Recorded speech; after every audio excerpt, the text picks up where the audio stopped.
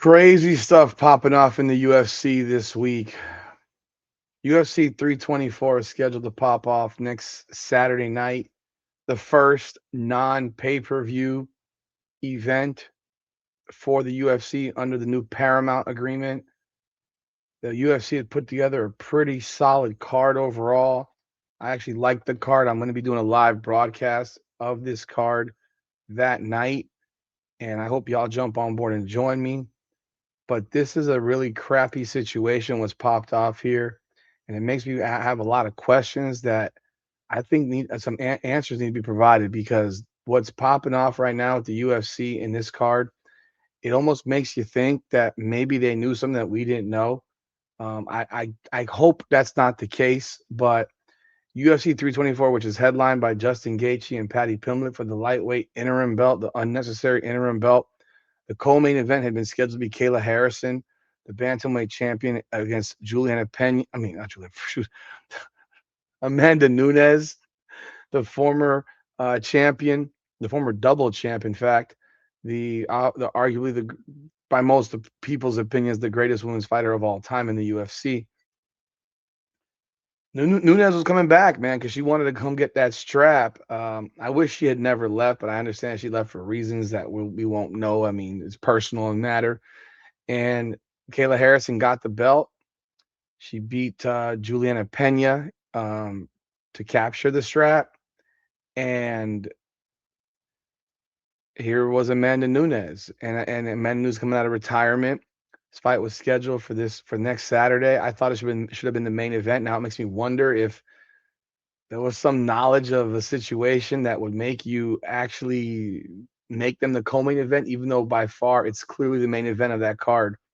But let's talk about this. Welcome back, everyone, to another edition of Combat Corner, powered by Come On Now, the podcast. I'm your host, Rudy Rodriguez Showman. Hit the like button and subscribe to the channel. Ring that bell, leave your comments. Shout out to the sponsors of the show, Ralph Sanchez Law. Ralph Sanchez is an attorney practicing in personal injury law, whether it's a car accident, slip and fall, negligent security, premises liability, any type of injury related situation based out of Miami, Florida. You can reach Ralph Sanchez at 305 574 9302. That's 305 574 9302. His information is in the description of the video. And of course, shout out to another sponsor of our show, Natalie Lopez, attorney at law, based out of Fort Lauderdale. Natalie Lopez practices in the areas of criminal defense and family law. When life hits hard, the law firm of Natalie Lopez hits back harder. You can reach her at 954-888-8833. That's 954-888-8833. And on Instagram at NAT, that's NAT.guilty.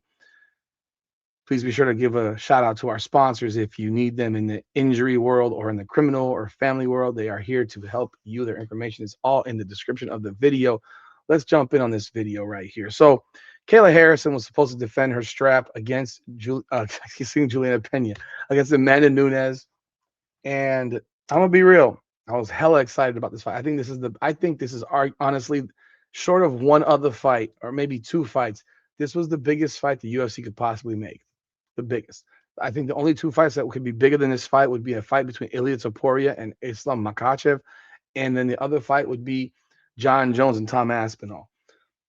Those are the only two fights that measure to the level of this fight. In fact, I think this fight might be bigger than those fights. That's just the way I feel. Amanda Nunes is the most dominant women's fighter of all time in the UFC. You know, just a beast, savage of a woman, and I think she was going to come back and knock Kayla Harrison's head off. Personally, I mean, just keeping it a buck, keeping it be completely transparent. I thought she'd come back and knock her head off. That was the way I thought. That's what I believed, and now Kayla Harrison is officially pulled out of the fight with 10 days notice. So Amanda Nunes will no longer be on this fight card. There are people talking about maybe Juliana Pena can step in and she can fight Pena. There's no reason for Amanda Nunes to fight Juliana Pena. Amanda Nunes wants to fight for the belt. So there's no she retired champion. She wants to fight for the strap. And if it's not Kayla Harrison, it won't be anybody. And I tell you what, the fact that this has now happened makes me wonder out loud if we will ever see this fight. And I have to wonder out loud if Kayla Harrison knew that she was not physically capable of fighting this fight. Because apparently Kayla Harrison had to have surgery this week due to a herniated disc in her neck. Now, I'm not sitting here saying she doesn't have a herniated disc in her neck, but I'm wondering how in the world did you get a herniated disc in your neck 10 to 12 days before your title defense? It just seems crazy to me. Harrison says this is a tough one. I had to have surgery on my neck yesterday here in New York City and with the specialist Dr. Kim. So in lieu of that, obviously we're going to have to reschedule the fight. And I want to say I'm sorry. I'm sorry to Amanda. I was really looking forward to it. And I just want to thank everyone. I want to thank the UFC for taking such good care of me, Dr. D and Jen, and the whole team over here. I want to thank Dr. Kimmy here in New York for seeing me and taking such good care of me. I want to thank my mom who's taking care of my kids at home. I want to thank all my coaches at American Top Team and all my teammates. Uh, there was a video of her where she's in tears, crying, and I'm not gonna play it, but you know,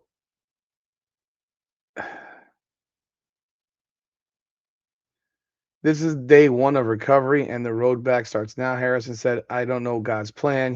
I know He knows that this is my dream. So I gotta praise Him in the mountains, and I gotta praise Him in the valleys. So I'm grateful for this. I hope that it brings me closer to Him, and that He uses this story in a mighty way. So that's it. I'm sorry, guys. I'll be back soon. I'll be back soon."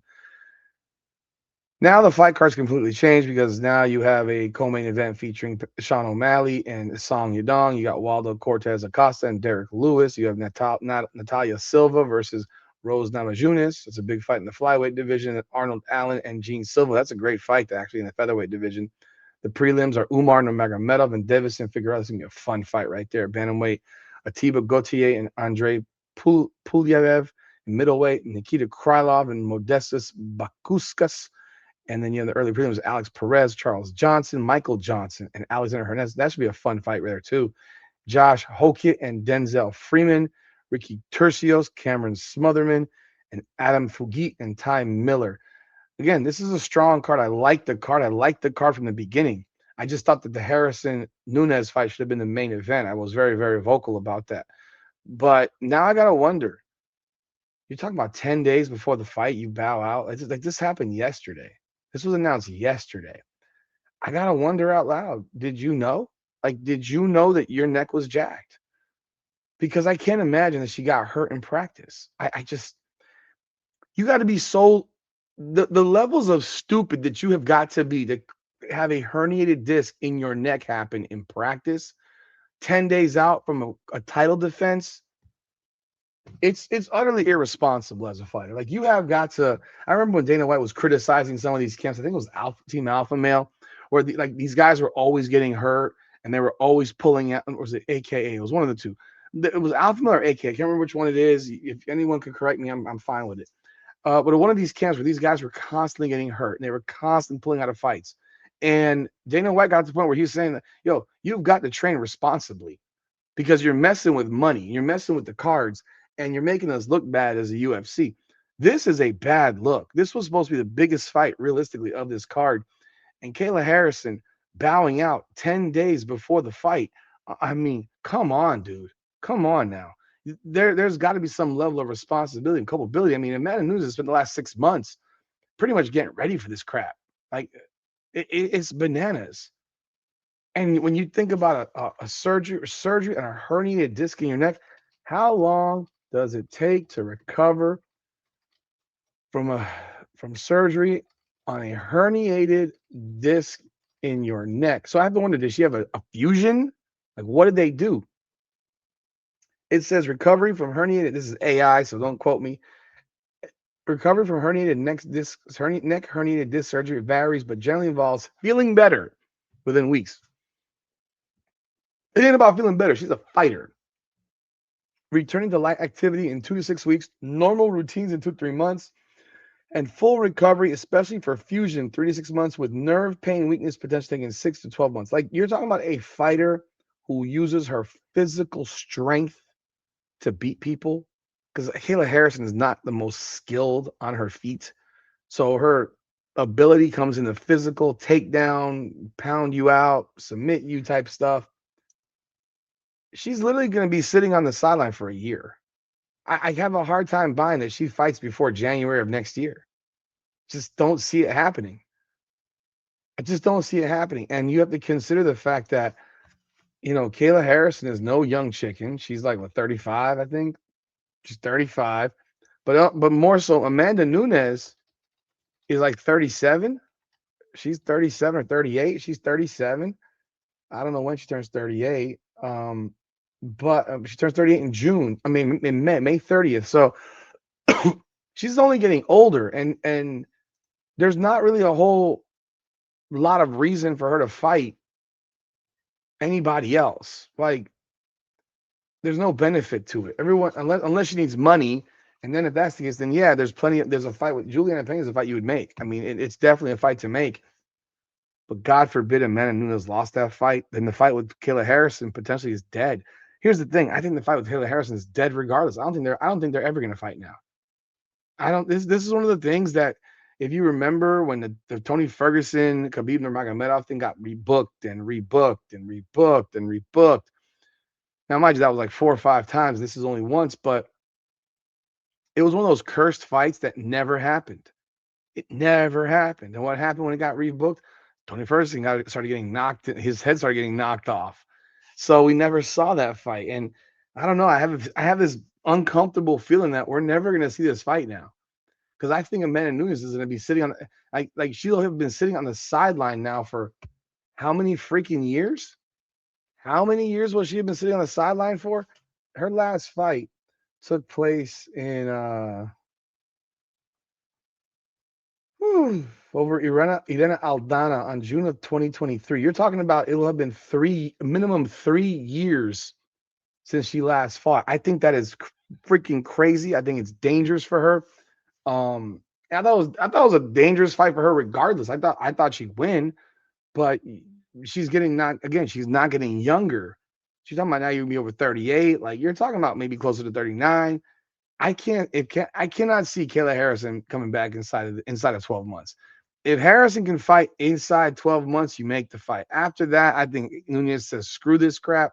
I'm going to go back to being retired, because there's nobody else. Like, and no matter how much Juliana Pena calls Amanda Nunes out, Amanda Nunes doesn't care about that fight. That fight's irrelevant to her. She wants to fight Harrison, and she has every right to want that fight. Outside of that, it's like, shit. Do you think Harrison? So I asked you this question: do you think Harrison chicken shit it out? Do you think Harrison should have dealt with the pain she might have been in and fought this fight in 10 days? Do you think that she's known about this injury and kind of kept it under wraps, but then it just started getting too much for her to deal with, that she had to decide, look, I got to have surgery. I can't keep doing this. Or do you think this happened in practice in the past week? What are y'all thoughts? Do you think the UFC knew about this? Is another question. Do you think the UFC knew about this? Because I have no idea. But I know that this fight was 10 days away. It's hard, bro. And even a week or so ago, there was video of Kayla Harrison cutting weight in a sauna. So it's like, interesting. UFC 324 is still a good card. I think you should definitely check it out, especially with Paramount now. It's going to be free with the subscription to Paramount. So it's not technically free, but it won't cost you $85. So y'all let me know y'all thoughts in the comments. Hit the like button and subscribe to the channel. This is Combat Corner, powered by Come On Now, the podcast. Come on now. I've been down through the blood and the sweat. Guarantee you can know I'm a threat. I've been down through the blood and the sweat. And I ain't close to being done yet, I'm going all in. Yeah, I'm going all in.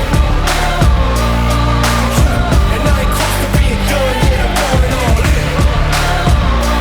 Yeah. They know I'm going all in. Through the blood and the sweat, y'all know me close to being done yet, I'm going all in. I've been down from the jump. Ain't no love lost, we just really doing us. Go and take your seat, looking silly getting up. Y'all know what it is, let me tell them what it was. It was 24/7.